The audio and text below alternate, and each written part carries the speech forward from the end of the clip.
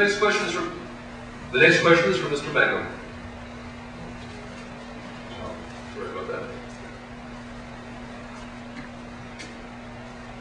We've talked already this evening about America's involvement in Iraq.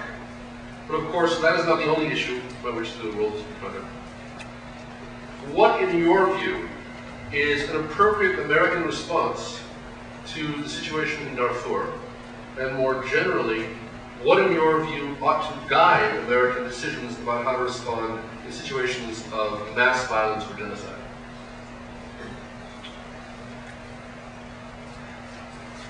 You know, you look at, for those of you who are students and you're new to Madison, the metro area of Madison is about 400,000 people. And that's how many people have been butchered in Darfur.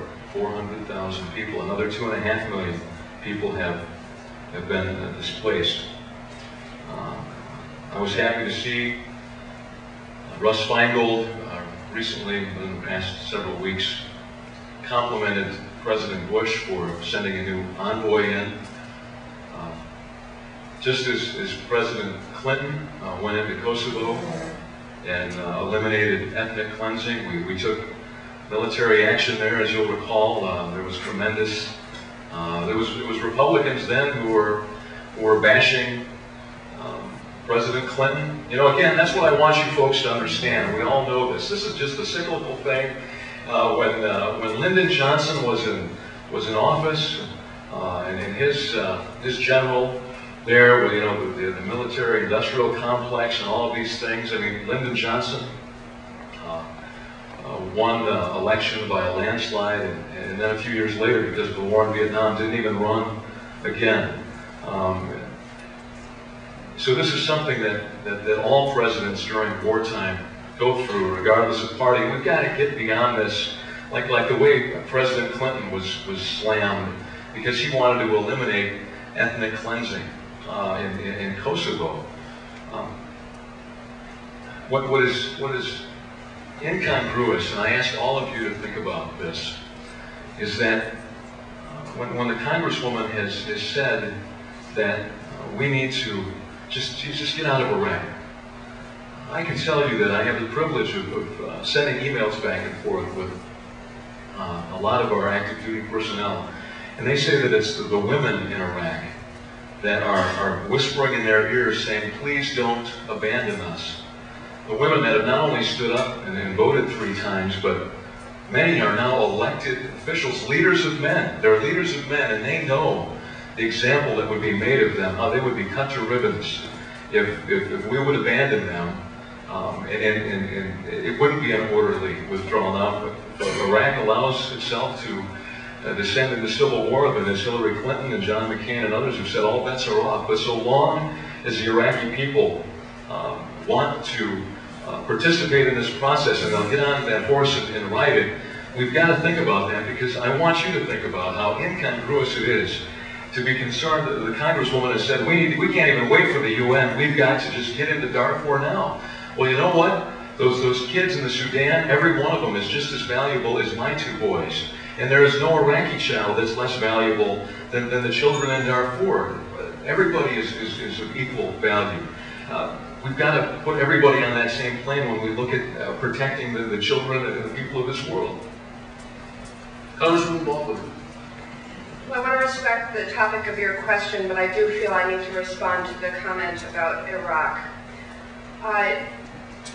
Recent polling, not recent, but for the last year, have consistently indicated that 70 to 80% of the Iraqi people view us as an occupying force and would like us to leave. And I believe that the Iraqi people will actually be safer and suffer from less violence, since part of the violence, not all of the violence that we're seeing there, is a response to the perception that we are an occupying force. To Darfur, the situation there is so incredibly frightening. Back in May, there was an accord that was reached calling for the disarming of the Janjaweed militias, and It was organized and participated in by the African Union, the United States, and the Sudanese government.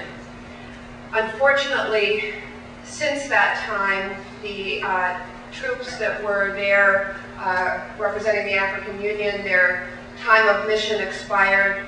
They are out of there, and we have been told of a significant buildup in terms of Sudanese military maneuvering, and we know that while there is going to be a deployment ultimately of around 20,000 UN peacekeepers, they are not there now. And so what is happening today, this minute as we speak, is extremely frightening. I have called upon the President of the United States, along with a number of my colleagues, to request interim use of NATO forces on a peacekeeping mission in Darfur to span the gap between the departure that has already occurred of the African Union peacekeeping soldiers and the upcoming UN assignment. It will take a while for that UN group to be configured, but NATO has troops that would be available, and I believe that that's what we should do. That's the moral thing we should do. I do believe that, well, this is a genocide, and our country and our government has declared that it is a genocide, and I do believe that we have moral obligations when we know of such things, and I believe that we should take immediate action along the lines that I've described. Mr. Magny, 1 minute. The situation in Darfur was triggered by a famine, and the problem that we've had is we can't get aid in there, and that's why I'm so committed to seeing the United Nations become what it was ultimately designed to do. And we've got new hope for the United Nations. This new South Korean diplomat was backed by both China and the United States. That's a very hopeful sign. But we have got to, as we see the situation going on in North Korea now, there's great hope. We see that, and it's really China that needs to take the lead role in dealing with what's going on in the Korean Peninsula. But their condemnation of what North Korea did, we have got to have a strong United Nations so that we can get aid in the countries and in regions like we're having in the Sudan. So much of this issue is because we don't have a strong United Nations, and I'm committed to seeing that change. Well, not heard of a genocide that's been triggered by a drought. This is calculated, sectarian genocide, and it requires an immediate response. I agree that there are incredible humanitarian needs right now. It's obvious.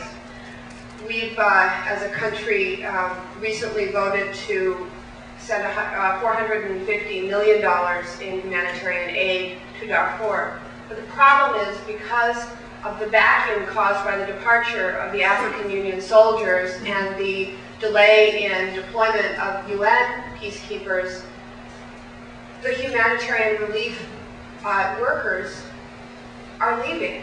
There's no one there to protect them. They're international aid workers, and so we have not even an infrastructure right now to provide that humanitarian relief. That's not acceptable.